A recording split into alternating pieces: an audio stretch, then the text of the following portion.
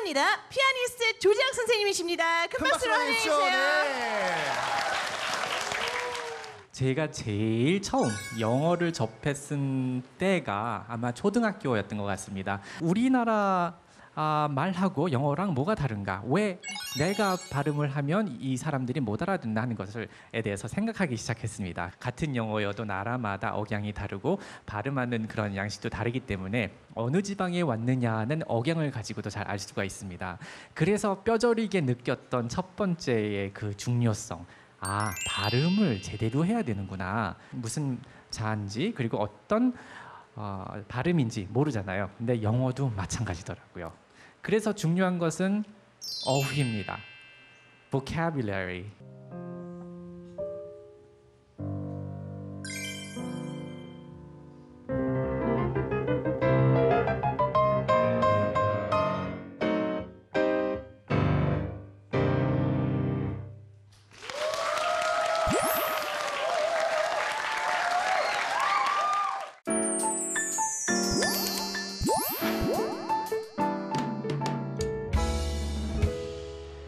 네. 저도 감회가 새롭습니다. 이 곡을 가끔 무대에서 연주하거든요. 그런데 연주할 때마다 스냅샷처럼 머릿속에서 이렇게 지나가는 것들이 있습니다. 그와 동시에 지나가는 스냅샷들이 뭐가 있었냐면요. 제가 미국에 떨어져 가지고 또 직면해야 됐던 문제들이 생각이 나는데요. 단어도 알아야 되고 어휘력을 넓혀야 된다 그랬지만 도대체 그러면 사전을 가지고 그냥 무작정 외우느냐? 그거는 절대로 아니라고 봅니다. 일단 가면은 사람들을 만나고 어디를 찾아가거나 택시를 타고 어디를 가거나 그럴 때 얘기를 해야 되잖아요. 그러면 그때 필요한 말들이 있을 거예요. 그런데 단어가 우리나라 말로는 아는데 영어로 생각이 안 나는 경우가 더 많고 모르는 단어가 더 많을 경우가 당연하죠. 그래서 저는 항상 가져다녔던 게 그때는 스마트폰 그런 게 없었기 때문에 사전을 가지고 다녔습니다. 근데 조그만 사전이었지만 한영 사전이어서 그때 필요한 단어가 영어로 뭔가 항상 찾아보고 그러면 이 단어를 가지고 발음은 사실은 나중에 문제고 그 단어를 알아야 발음도 문제를 풀어가고 그럴 거 아니에요. 그래서 어느 샵을 들어갔을 적에 무엇을 달라고 얘기를 할 적에 Hi, could I have a cup of coffee, please? 이런 거를 얘기를 할 적에 커피 살 때는 이렇게 얘기하고 다른 캔디 바 같은 거 살 적에는 다르게 얘기를 해야 되는데 어떻게 얘기할 건가? 내가 필요한 게 당장 뭔가 하는 것을 번역을 해가지고 그때 필요한 단어를 습득을 하면 제일 빠르다고 생각이 듭니다. 그래서 우리나라에서는 매일매일 생활을 하시잖아요. 근데 이 방송 끝나고 여러분들 집에 가실 텐데 앞으로 하셔야 될 필요한 말들이 있을 거예요. 그거를 영어로 한다면 어떻게 말이 되어질까를 말이 안 되더라도 못 알아듣더라도 이것을 바꾸는 작업을 하기 시작을 해야 됩니다. 그런데 그런 필요가 있을 적에 그것을 가지고 영어로 바꿨는데 못 알아듣거나 적절치 않은 표현일 때 여기에 더 잘 맞는 표현을 하나씩 배워나가면 벽돌로 하나하나 집 쌓는 것처럼 그렇게 영어가 영어의 집이 더 완성이 되면서 더 유창한 표현을 할 수 있지 않을까 그렇게 생각이 들고요. 그러고 나서 대화랑 그리고 듣는 거랑이 해결이 되면 역시 공부를 해야 되니까 읽기와 쓰기를 해야 되잖아요. 저는 미국에 오래 있다가 한국에 들어온 지 한 3년 넘었거든요. 근데 우리나라 말을 안 쓰고 오다 보니까 잊어버린 것도 굉장히 많고 새로 생겨난 단어들도 많고 그래서 열심히 한 것이 있습니다. 신문 매일매일 읽고 책 매일 읽고 그렇게 어휘력을 늘려가려고 노력을 했거든요. 근데 사실은 이 작업이 제가 미국에 갔을 때 거꾸로 영어로 책을 읽고 신문을 읽고 한 작업이었습니다. 그리고 뉴스를 보면은 그 표준어로 정도의 길을 걷는 그런 영어를 쓰기 때문에 뉴스를 보면서 들으면서 무슨 말인지 이해를 하려고 노력하는 것이 가장 마음이 도움이 된 것 중에 하나고요. 그리고 신문을 읽고 물론 그 학교를 가면은 학교에서 영어 시간에 우리나라로 말하면 국어 시간이죠. 그때 읽고서 쓰고 작문하는 그런 것을 했어야 됐습니다. 근데 그것은 앞으로 여러분들도 계속 많이 하셔야 될 부분이고 그리고 사실은 우리나라 학생들은 굉장히 읽고 쓰기에 능하다고 들었습니다. 그렇다면 사실 외국에 가서는 더 쓰여져야 될 것은 회화잖아요. 근데 그 회화에서 제가 앞서 말씀드린 발음의 포인트 그리고 액센트를 어디에 넣느냐 하는 포인트를 잡으시고 그리고 어떤 경우에 표현을 어떻게 하느냐. When Harry Met Sally라는 영화가 생각이 나는데요. 거기에서 해리하고 셀리하고 레스토랑에 갔습니다. 근데 얼마나 까탈스럽게 오더를 하는지요. 그 샐러드를 달라 그랬는데 I'd like to have the dressing on the side, please. 그랬어요. 근데 저는 그때 미국에 간 지 얼마 안 됐기 때문에 on the side가 무슨 말인지 몰랐었어요. 여러분들 혹시 알고 계세요? On the side.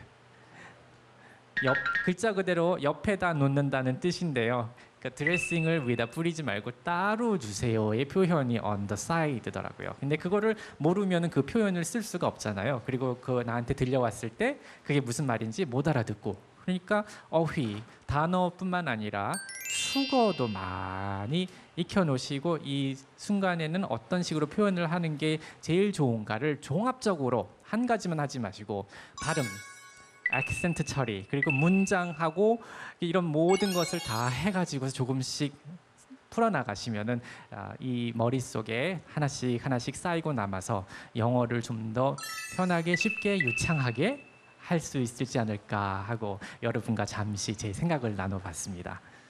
자 그러면 제가 물러가기 전에 여러분께 음악 선물을 하나 더 드리겠습니다. 쇼팽 아시죠? 피아노의 시인 쇼팽. 쇼팽은 야상곡을 여러 곡을 썼는데요. 그 중에서 가장 유명한 2번입니다. E flat major고요. 들으시면 어디선가는 꼭 한번 들어보셨을 거예요. 쇼팽의 Nocturne E flat major 여러분께 선물로 드리겠습니다. 고맙습니다.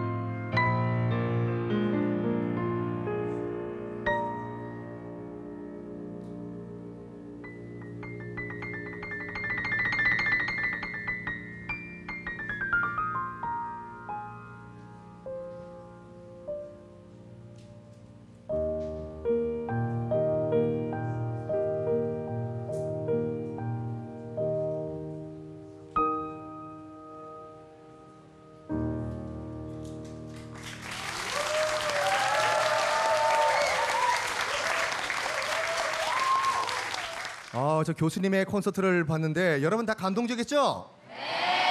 제 마음은 녹아내렸어요.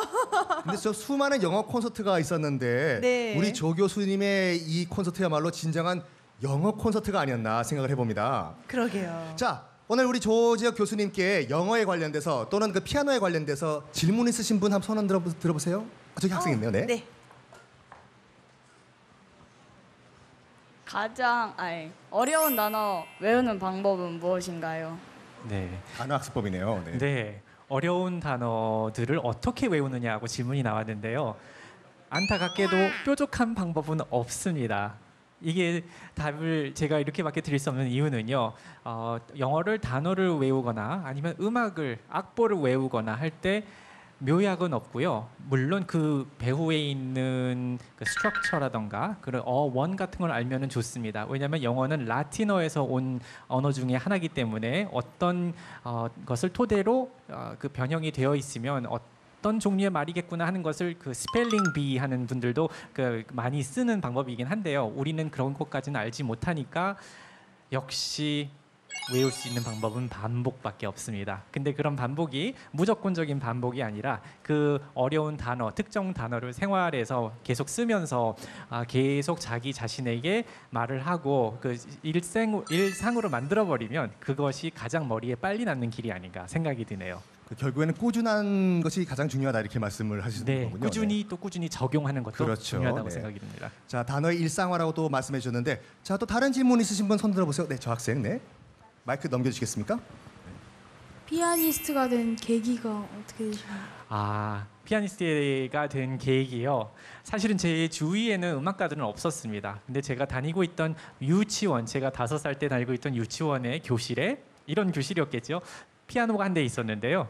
그 피아노를 쉬는 시간에 나가서 놀진 않고 주위를 맴돌면서 장난으로 쳤다 그래요. 네네. 그래가지고 그 마침 그 유치원 선생님께서 동네 피아노 학원 원장 선생님이셔가지고 저희 어머니를 찾아가셔서 피아노를 한번 가르치면 어떻겠냐고 그래서 시작을 했습니다. 우연한 계기군요. 네. 그렇죠, 네. 그래서 그 지금은 나이가 드셔서 돌아가셨을 거예요. 네네. 근데 그분에게 나중에 어디서 다시 만나게 되면 정말 감사하다고 말씀을 전하고 싶습니다. 그러니까 지금 그 많은 그 시청자분들이 이 방송을 보고 계실 건데요. 그러니까 영어에 대해서 궁금증이 많으신 분들인데 우리 조 교수님이 보시기에는 나에게 영어는 이거다. 한마디로 우리가 디파인을 하면 데피니션이 뭘까요? 네. 영어는 표현의 수단이죠. 왜냐하면 언어, 우리나라 말이나 영어나 또 음악이나 이게 전부 다 자기 자신이 안에 갖고 있는 것을 밖으로 내보내기 위한, 그래서 남에게 전달을 하기 위한 도구기 때문에 그 안에 가지고 있는 어휘, 그러니까 색깔과 어휘와 vocabulary, palette 이걸 많이 가지고 있으면 있을수록 이 전달하는 것의 해상도가 높아진다고 생각합니다. 그렇기 때문에 영어는 생활이고 우리나라 말도 생활이고 저는 음악도 생활이라고 생각하고 있습니다. 그러면 조 교수님께서는 피아니스트이자 영어이스트이시네요. 한국말도 하는데요. 영어만 하는 게 아니라. 네. 자, 그러면 여기 많은 그 영어 꿈나무들이 이 자리에 와 있고 또 이 방송을 보고 계시는 분도 많으신데요. 우리 교수님께서 그럼 영어로 어떤 그 팁, 어드바이스 한마디 좀 부탁드려도 될까요, 제가? 네. 갑자기 영어를 하라니까 또 떨리네요. 긴장됩니다. 무슨 말씀이요? It is an honor and it is quite an interesting experience to stand in front of you and speak about English and how to speak and how to study it. There's no shortcut when it comes to learning anything new for us in any areas, including English and other languages and all your studies. So my advice to you when you study anything in life, but in English in this case especially, to repeat, learn, and absorb as much as you can, because learning comes first from imitating somebody else and then making it your own. But that same with music. When you learn to play an instrument or how to sing, you imitate your teacher and then you regurgitate and you repeat and then finally you find your own voice. So it is very important to imitate, but imitate as best as you can correctly, and then use that knowledge in the next occasion that you get to use those words. And English is a useful language because it's spoken in lots of countries. And I go around in the world, some parts more than others, but when there is a problem with communication, English is the way to communicate with one another because most people speak English. Even if it is a low level of English, you can at least communicate with them. So it's very important to be able to express yourself in English and also in other languages. I'm also interested in other languages as well because language is my hobby and my sort of everyday, day-to-day life living. Because language, English is fun. It's not for study. It should be part of your life every day. 정말 그 교수님 말씀 중에 영어는 학습이 아니라 우리 삶의 일부분이 돼야 된다. 정말 가슴이 와닿는데요. 또 한마디로 요약하면은 의역을 하면은 네. 매일매일 영어 날다를 봐라. 또 이렇게 또 우리가 요약을 할 수 있겠죠. 그렇죠. 영어 나다를 보면 또 즐겁게 어휘도 배울 수 있고 영어 공부를 할 수 있으니까요. 맞습니다. 자, 여러분들 오늘 우리 조재혁 교수님 강의 감동적이었죠? 네. 자, 그럼 우리 한번 큰 소리로 다시 한번 박수 드릴까요? Thank you very much, everyone. 여러분들 자, 즐거운 영어를 알다 윙잇 스페셜이었습니다. 그러면 저희는 여기서 마무리 지어볼까요? 네네. 네, 큰 소리 외쳐보겠습니다. 첫 타이틀 영어를 알다 윙잇!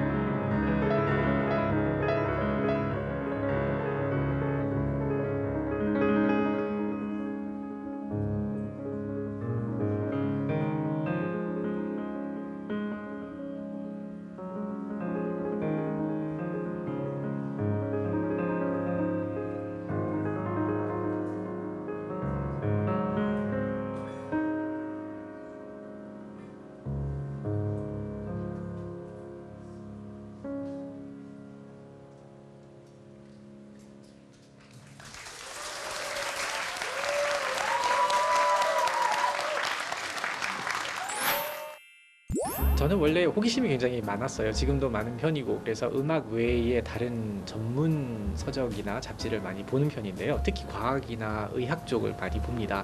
그래서 비행기를 타면은 묵어두었던 그런 과학 잡지들을 쌓아놓고 읽는 게 취미고요. 해외여행을 자주 다니니까 장거리 여행이 많거든요.